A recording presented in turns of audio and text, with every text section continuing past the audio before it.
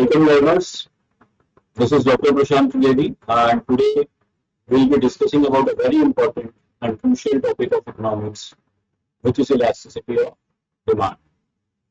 In the previous lectures, we have talked about the demand curve, we have talked about the demand function, various other factors on which the demand depends. And in this video, we'll be talking about this concept which is called as elasticity of demand. पिछले जो lectures हम लोगों ने करे हैं उसमें हम लोगों ने बात करी है डिमांड कर्व के बारे में, डिमांड फंक्शन के बारे में, वो सारे फैक्टर्स जिन पर डिमांड डिपेंड करती है उनके विषय में। आज इस लेक्चर में हम लोग बात करने जा रहे हैं इलास्टिसिटी ऑफ डिमांड के बारे में। बहुत ही इंपॉर्टेंट एक कॉन्सेप्ट है इकोनॉमिक्स का और इसकी समझ एक मैनेजर के लिए बहुत ज्यादा क्रूशियल, बहुत इंपॉर्टेंट है। तो आइए स्टार्ट करा जाए। क्या होती है इलास्टिसिटी ऑफ डिमांड, इसकी मीनिंग और डेफिनेशन क्या है? इलास्टिसिटी शब्द से आप क्या समझते हैं? इलास्टिसिटी शब्द आपने कहां सुना? इलास्टिसिटी से आप क्या समझते हैं? 1 मिनट का समय लीजिए और सोचिए ये इलास्टिसिटी एक्चुअली आई कहां से और इसका क्या मतलब? फिजिक्स में जरूर इलास्टिसिटी शब्द का प्रयोग होता है। The term elasticity is borrowed from physics and it shows the reaction of one variable with respect to a change in other variables on which it is dependent. Elasticity is an index of reaction. तो elasticity क्या है? ये एक term है जो कि physics से लिया गया है और ये एक वेरिएबल का रिएक्शन दिखाता है जब दूसरे वेरिएबल पे चेंज आता है जिस पे कि वो निर्भर कर रहा है। तो इलास्टिसिटी क्या है? एक रिएक्शन का इंडेक्स है, यानी कि एक प्रतिक्रिया का रिएक्शन हो रहा है, प्रतिक्रिया हो रही है, उसको ये रिप्रेजेंट करता है।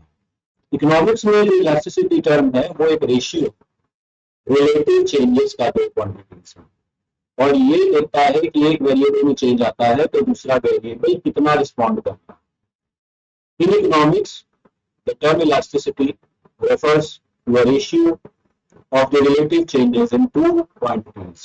It measures the responsiveness of one variable to the changes in another variable. कैसे होगा ये अभी आगे हम समझेंगे इसको। इलास्टिसिटी ऑफ डिमांड आखिर ये क्या है? अभी तक तो इलास्टिसिटी की बात हो रही थी कि उसको उसकी रिस्पॉन्सिवनेस, अब यहाँ हम देख रहे हैं इलास्टिसिटी ऑफ डिमांड की बात करें।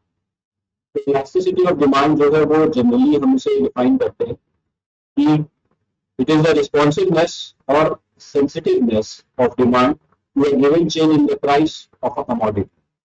It refers to the capacity of demand either to stretch or shrink to a given change in price. Elasticity of demand indicates a ratio of relative changes in two quantities, that is price and demand. तो elasticity of demand क्या बता रही है कि ये responsiveness है या sensitiveness है किस चीज की? डिमांड की। किसके प्रति? प्राइस के प्रति। यानी किसी कमोडिटी का अगर प्राइस में परिवर्तन आता है तो उसकी डिमांड में कितना परिवर्तन आता है या कैसे परिवर्तन आता है, यानी डिमांड कितनी बढ़ जाती है या कितनी कम हो जाती है जब प्राइस में कोई भी चेंज आता है। तो इलास्टिसिटी ऑफ डिमांड क्या है? हमें किस चीज की जरूरत है? रिलेटिव चेंज की दो क्वांटिटीज, यानी प्राइस और डिमांड। प्राइस में जो परिवर्तन आया कितना आया और उसके सापेक्ष उसकी रिस्पेक्ट में जो मांग है, जो डिमांड है, आखिर उसमें कितना चेंज आया। तो प्रोफेसर बॉल्डिंग ने बताया है कि इलास्टिसिटी ऑफ डिमांड जो है वो रिस्पॉन्सिवनेस को मेजर करती है चेंज इन प्राइस, मतलब प्राइस में जो भी चेंज आया है उसमें उसके कारण जो डिमांड में चेंज आएगा वो है उसकी elasticity of demand.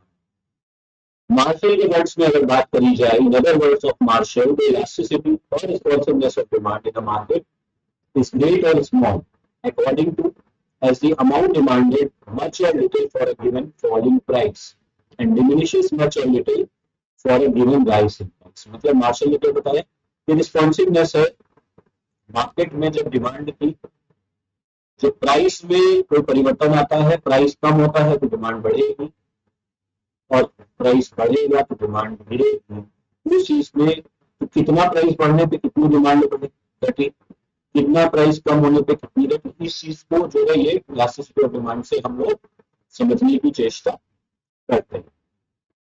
Price elasticity of demand, price elasticity of demand is one of the most important concept of elasticity, which is used to describe the effect of change in price on quantity demanded. In the words of Professor Stolnier and Hay, price elasticity of demand is a technical term used by economists to explain the degree of responsiveness of the demand for a product to a change in its price. तो स्टोनियर जी ने क्या बताया, स्टोनियर and हे ने, कि price elasticity of demand जो है ये technical term है जो इकोनॉमिस्ट इस्तेमाल करते हैं, और ये देखते हैं कि आखिर कितनी डिग्री चेंज आ रहा है डिमांड में किसी प्रोडक्ट के चेंज इन प्राइस होने पर। ये भी वही बात है, price elasticity of demand is the ratio of two close numbers. ये दो क्लोज नंबर्स का रेशियो है। The numerator is the percentage change in quantity demanded and the denominator is the percentage change in price of the commodity. It is measured by using the following formula. तो ये कहते हैं कि price elasticity of demand दो close numbers का अनुपात है, जिसमें से जो परसेंटेज चेंज इन क्वांटिटी है वो है आपका न्यूमरेटर पे, यानी कि फ्रैक्शन में ऊपर है, और जो डिनोमिनेटर पे है वो है परसेंटेज चेंज इन प्राइस। देखिए कैसे, ये इसका फॉर्मूला इन्होंने दे रखा है प्राइस इलास्टिसिटी ऑफ डिमांड। तो percentage change in quantity demanded upon percentage change in price, यानी कि डिमांड 80% बढ़ गई है, प्राइस बढ़ गया मान लीजिए 20%, तो आपने चेंज निकाल लिया। और इसी के अकॉर्डिंग अच्छा एक चीज का और विशेष ध्यान रखिएगा कि आपको यहाँ पे साइन का ध्यान रखना। निगेटिव पॉजिटिव का यहाँ पे मतलब है, निगेटिव का मतलब है इनवर्स रिलेशनशिप है, पॉजिटिव का मतलब है कि दोनों में बराबर एक जैसे होना चाहिए। यहाँ देखिए ओरिजिनल डिमांड थी 20 यूनिट, ओरिजिनल प्राइस था 6, नई डिमांड 7 यूनिट हो गई है, जो प्राइस हो गया है 4, प्राइस इलास्टिसिटी निकल के आई है -6। तो rate of change in demand may not always be proportional to the change in price. A small change in price may lead to a very great change in demand, or a big change in price may not lead to a greater change in demand. So based on the numerical value of the coefficient of elasticity, you can have the following 5 degrees of price elasticity of demand. क्या मतलब हुआ इस बात का? इसका मतलब ये होगा, देखिए यहाँ पे -6 निकल के आया, प्राइस कितना हो गया है 6 से 4 हो गए, और डिमांड कितनी हो गई है 20 से 60 हो गई है। मतलब कहने का है कि प्राइस में कम चेंज आया और डिमांड में बहुत ज्यादा चेंज आ गया। तो ये जरूरी नहीं कि जितना चेंज प्राइस में आया उतना ही उसमें आया। इसके आधार पर हम 5 तरीके से 5 प्राइस इलास्टिसिटी और डिमांड की डिग्रीज को डिफाइन करते हैं। देखिए इस ग्राफ में परफेक्टली इलास्टिक डिमांड की बात हो, different degrees of price elasticity की बात करें। इलास्टिसिटी का मतलब क्या है? रिस्पॉन्सिवनेस है किस चीज में, कि भाई प्राइस बदलेगा तो डिमांड में क्या फर्क आएगा।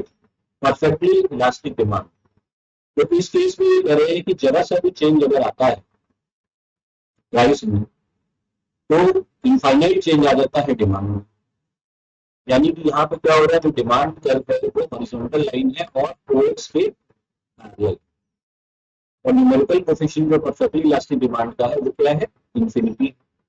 इंफिनिटी मतलब, अब देखिए परफेक्ट तो कुछ होता नहीं आप जानते, लेकिन परफेक्टली इलास्टिक डिमांड जो है ये क्या बताती है कि अगर जरा सा भी चेंज आएगा प्राइस में तो डिमांड इंफिनिटी तक बढ़ जाएगी या घट जाएगी। प्राइस बढ़ेगा तो बढ़ जाएगी, प्राइस कम होगा तो बढ़ जाएगी, इंफिनिटी तक चली जाएगी। तो ये केस में इसमें क्या है, डिमांड कर्व हमारा जो ये डिमांड ये एक्स एक्सिस पे पैरेलल।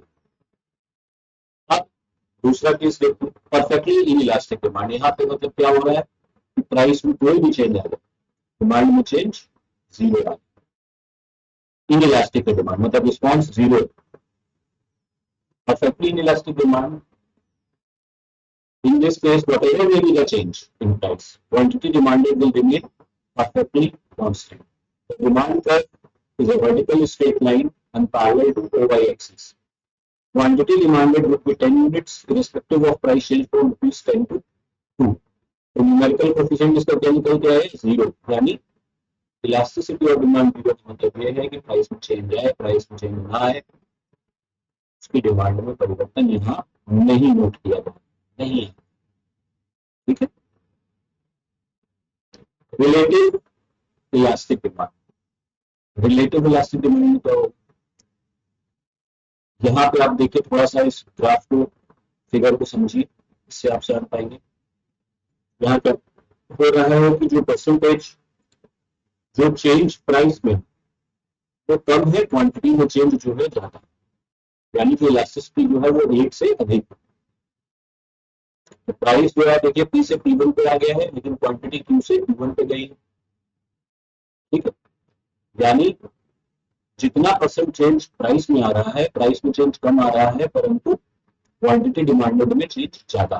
थोड़ा सा और ध्यान से देखिए, आपको समझ में आएगा। P से P1 देखिए, एरो जो है वाई एक्सिस के पैरेलल, इसको जरा से देखिए, जो ग्रीन कलर से दिखा रहा है, और इधर डिमांड में देखिए Q से P1, तो चेंज जाए कहाँ पे आपको ज्यादा लगे? हाँ, क्वांटिटी में ज्यादा चेंज है, प्राइस में चेंज उतना नहीं है। उसको हम कहेंगे रिलेटिव इलास्टिक डिमांड, मतलब चेंज हो तो रहा है, कम हो रहा है, इसीलिए ये टर्म जो है रिलेटिव। रिलेटिवली इलास्टिक में क्या होगा कि प्राइस में चेंज तो बहुत अधिक आ रहा है, क्वांटिटी मतलब उतना ज्यादा रिस्पॉन्ड नहीं कर रही है, यानी डेल्टा पी जो है वो ज्यादा है डेल्टा क्यू से। डेल्टा का क्या मतलब होता है? चेंज। ठीक है, तो देखिए यहाँ पे P और P1 के बीच का डिस्टेंस और P और P1 के बीच का डिस्टेंस, समझ पा रहे हैं? फिगर देखते हैं, जैसे पिछले वाले में आप देखिए, यहाँ पे जो चेंज आया, प्राइस में कम चेंज आया था, क्वांटिटी में ज्यादा आया था। इस केस में प्राइस में ज्यादा चेंज है, क्वांटिटी में कम। तो रिलेटिवली इनइलास्टिक डिमांड वो तब होगी जब a large change in price, says 8% fall in price, leads to less than proportionate change in demand. Demand में उसके हिसाब से चेंज कम आ रहा है। One can notice here that change in demand is less than that of change in price. This can be represented by a steeper demand curve. Hence, elasticity is less than 1. एक बात और ध्यान दीजिए, यहाँ पे जो डिमांड कर्व है वो स्टीपर है, और यहाँ पे देखिए, यहाँ पे ये स्टीपर नहीं है। ठीक है, यहाँ जो डी कर्व है, तो देखिए ओरिजिन के पास में नीचे वाला जो डी है वो देखिए कहाँ पे, और यहाँ पे कहाँ पे। तो ये अलग अलग डिग्रीज है इलास्टिसिटी ऑफ डिमांड। अब यूनिटरी इलास्टिक, इसमें क्या होगा? इसमें जो इलास्टिसिटी ऑफ डिमांड है वो उसकी वैल्यू 1 है, मतलब बराबर है। जितना चेंज प्राइस में आया है उतना ही चेंज उसकी क्वांटिटी में भी आया। 5% प्राइस बढ़ाया है, डिमांड भी उसकी 5% गिर गई, या 5% प्राइस कम हुआ है तो डिमांड भी उसकी 5% बढ़। समझे ना? तो यूनिटरी इलास्टिक में क्या है, दोनों जो चेंज है वो कैसे है? Same to same. अब आखिर ये प्राइस इलास्टिसिटी ऑफ डिमांड को डिटरमाइन कर सकते हैं, कौन से ऐसे फैक्टर्स हैं जिस पे हम निर्भर करते हैं? पर मुझे लग रहा है शायद एक बार आपको और मैं जल्दी से रिवाइज करा देता हूँ, नहीं आप भूल सकते हैं। तो प्राइस इलास्टिसिटी ऑफ डिमांड हम लोगों ने देखा कि change, percentage change in quantity demanded और परसेंटेज चेंज इन प्राइस का रेशियो है। यहाँ पे आपने देखा परफेक्टली इलास्टिक में कि जरा सा भी चेंज रहेगा तो बहुत इन्फाइनाइट तक चेंज आ जाता है। परफेक्टली इलास्टिक में कितना भी चेंज आ जाए कोई चेंज नहीं आता है डिमांड में। रिलेटिव में, प्राइस में, रिलेटिव इलास्टिक में प्राइस में कम चेंज आ रहा है पर क्वांटिटी में ज्यादा आ रहा है। रिलेटिवली इन इलास्टिक में क्या हो रहा है, प्राइस में तो चेंज ज्यादा आ रहा है परंतु क्वांटिटी डिमांडेड में उतना चेंज नहीं है। और यूनिटरी इलास्टिक में क्या है, दोनों ही केस में यूनिटरी इलास्टिक में दोनों बराबर है, यानी जितना प्राइस में चेंज आ रहा है उतना ही क्वांटिटी डिमांडेड में चेंज है। ठीक है जी, चलिए अब किस पे डिपेंड करता है ये देख लेते हैं। सबसे पहली बात तो हमारा जो कमोडिटी है उसका नेचर क्या, इस टाइप की, क्या ये नेसेसिटी है? तो अगर ये नेसेसिटी होगी तो क्या होगी, आप बताइए, कितना भी प्राइस बढ़ता चला जाए, हमें जो हमारा स्टेपल फूड है, राइस है, व्हीट है, शुगर है, मिल्क है, वेजिटेबल्स है, इन सब में हम क्या करेंगे, बढ़ता है दाम तब भी हमें उन्हें परचेस करना है। ठीक है, यानी जो नेसेसरी है, एसेंशियल्स है, उनकी जो डिमांड होगी वो कैसी होगी, इनइलास्टिक। अब अगर मान लीजिए प्राइस नेसेसरी चीजों के बढ़ जाएंगे तो भी उनकी डिमांड पे उतना ज्यादा प्रभाव नहीं पड़ेगा, क्योंकि वो नेसेसिटी है, उनके बिना हम लोग नहीं रह सकते। ठीक है। और जो लग्जरीज होती है उसमें क्या होता है, उनके अगर प्लास्टिक होती है डिमांड, यानी कि टीवी सेट्स हैं, रेफ्रिजरेटर्स हैं, इनकी जो डिमांड होगी वो उस पर फर्क प्राइस चेंज का पड़ता है, क्योंकि ये हमारे जीवन के लिए आवश्यक नहीं है, अति आवश्यक नहीं। Existence of substitutes. Substitutes substitutes क्या, पिछले लेक्चर में भी बात हुई थी सब्सटीट्यूट्स की, और आपके दूसरे जो